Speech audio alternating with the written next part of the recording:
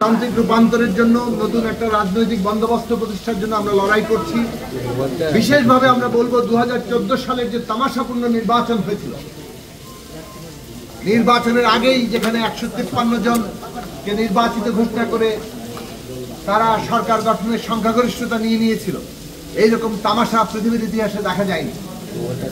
তারপর থেকে আমরা এই প্রশ্ন নিয়ে আলোচনা করেছি যে সাংবিধানিক পদগুলোতে নিয়োগের যে কর্তৃপক্ষ, সেটা যদি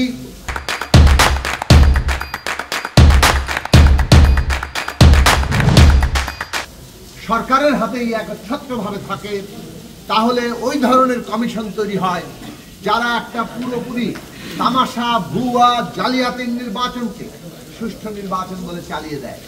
যেখানে কোনো ন্যূনতম ভোট পড়ে না, সেখানেও তারা বলে এত % ভোট করেছে, ইত্যাদি ইত্যাদি। একটা সাংবিধানিক কমিশনের মাধ্যমে যাতে সাংবিধানিক পদগুলোতে নিয়োগ দেওয়া হয়। আমরা এটাও বলেছিলাম যে সাংবিধানিক কমিশন সরকারি দল, বিরোধী দল এবং বিচার বিভাগের প্রতিনিধিদের সমন্বয় করতে হবে। প্রধানমন্ত্রী, বিরোধী দলীয় নেতা এবং প্রধান বিচারপতি অথবা তাদের প্রতিনিধিদের সমন্বয়ে গঠিত একটি সাংবিধানিক কমিশন সাংবিধানিক পদগুলোতে নিয়োগের জায়গায় আসে।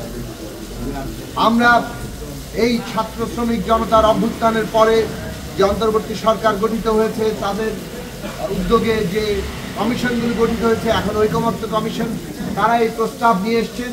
এই প্রস্তাবকে তারা গ্রহণ করেছেন এবং এটার নাম দিয়েছেন ন্যাশনাল কনস্টিটিউশনাল কমিশন কিংবা জাতীয় সাংবিধানিক কমিশন কাউন্সিল।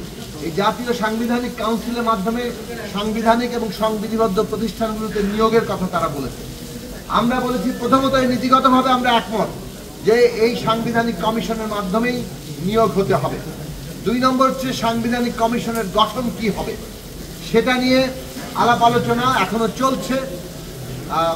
প্রথমত এই সিদ্ধান্ত তো আসা দরকার যে নীতিগতভাবে সাংবিধানিক কমিশনের মাধ্যমে এই নিয়োগগুলো হবে কিনা, সেই বিষয়ে এখনো পুরো ঐকমত্য হয়নি। আমরা আলাপ আলোচনা করছি। আমরা বলেছি যে অনুরোধ করেছি যে এই আলোচনা আজকেই শেষ না করে এই আলোচনা প্রয়োজনে আরও সময় নিয়ে করা দরকার, কেননা রাষ্ট্রের অত্যন্ত গুরুত্বপূর্ণ একটা প্রশ্ন এই প্রশ্নকে কেন্দ্র করে আবর্তিত হচ্ছে। কাজে এই বিষয়ে সাংবিধানিক কমিশনের মাধ্যমে নিয়োগের ক্ষেত্রে আমাদের ঐকমত্যে আসা দরকার। 2 হচ্ছে এর গঠন কি হবে, সেটা নিয়ে তাদের যে প্রস্তাব, সে নিয়ে বিভিন্ন মত আছে, সেটা নিয়ে আমরা পরবর্তীতে আলোচনা করব। অনেকেই বলেছেন রাষ্ট্রপতি এবং প্রধান বিচারপতিকে এর বাইরে রাখার, সেই বিষয়গুলো আলোচনার মধ্যে আছে। 3য় বিষয় হচ্ছে কোন কোন প্রতিষ্ঠান এর আওতাভুক্ত হবে।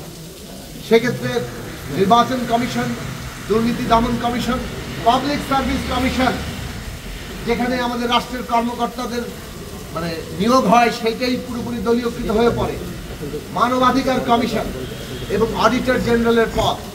এই 5টি প্রতিষ্ঠান ন্যূনতম, অন্তত পক্ষে এই 5টি প্রতিষ্ঠানকে এই সাংবিধানিক কমিশনের মাধ্যমে নিয়োগের আওতায় আনা যায় কিনা, সেটা নিয়ে আলাপ আলোচনা আমরা চালিয়ে যাব।